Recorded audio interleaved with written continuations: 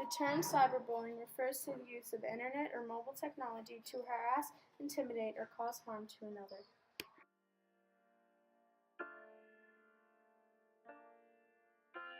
I think it's an issue that's not going to go away anytime soon, unfortunately. I think that it's an issue that each, um, class of students is going to kind of struggle with and have to figure out. And, I think that our classes here at St. Pius, the digital citizenship that students take as sophomores, is a great way to kind of help students navigate that online world. What are the penalties for cyberbullying? Depending on the state and applicable laws, sanctions could range anywhere from civil penalties such as school interventions via suspensions or expulsions.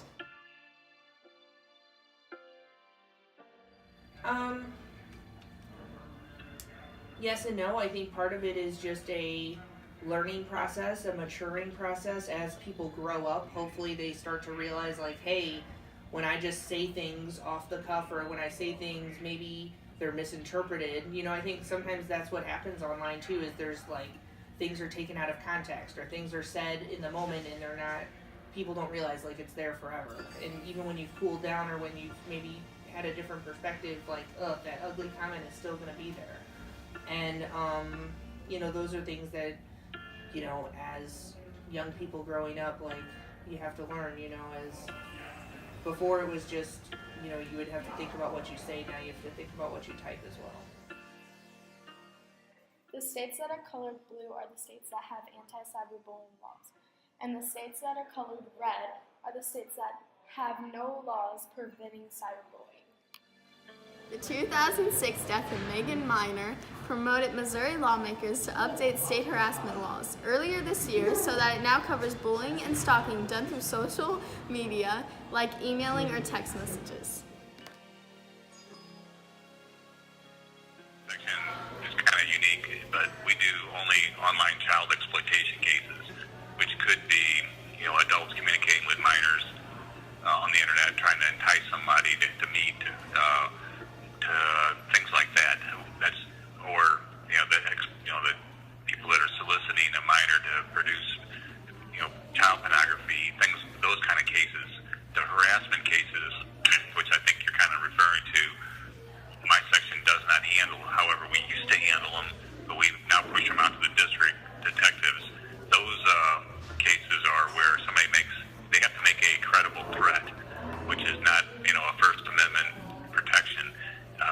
If someone says, I'm going to kill you, I'm going to shoot you, I'm going to burn your house down, those are examples of threats that could be credible. And it just depends on the circumstances. But if somebody were to make a threat or an anonymous threat that's deemed credible and it's a felony in the state of Missouri, then we would start an investigation and try to find out who it is that's sending those threats.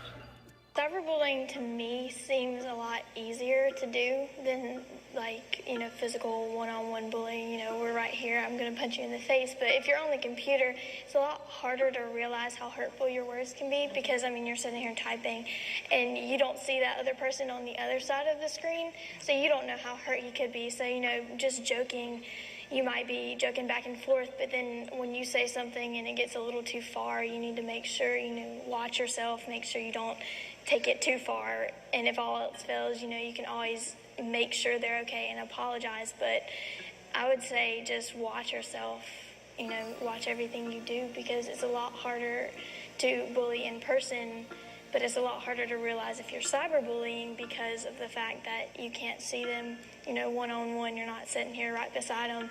So it's a lot harder to catch yourself when you're doing that, so.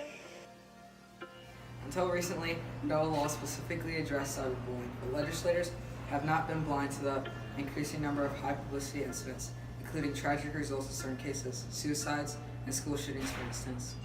Laws have sprung up in some states, but often leave enforcement in the hands of school officials. As such, cyberbullying may often be treated as a civil rather than a criminal matter. Like bomb, blow up, things like, I'm going to kill everybody at the school, those kind of things get a lot of attention fast. Anything like, where they're making a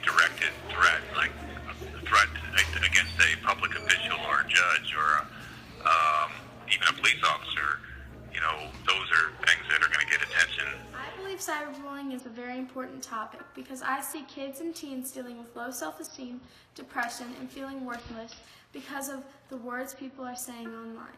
Kids are taking their lives every day because of cyberbullying. In no way, shape, or form is that okay. That kids think they're not wanted anymore because of some person online telling them their life isn't worth it. That's not okay and never should be. That's why I believe this topic is a topic that needs a lot of attention, or we will keep losing kids day by day. This year, so that it now covers bullying, stalking. People were talking. Someone said the 13-year-old Megan Minor. Wait, why can't people look at the 2006 death of 13-year-old Megan Minor promoted Missouri lawmakers to update, and someone is calling me. Hello, Mom? As wide-ranging as the laws discussed above, depending on the state and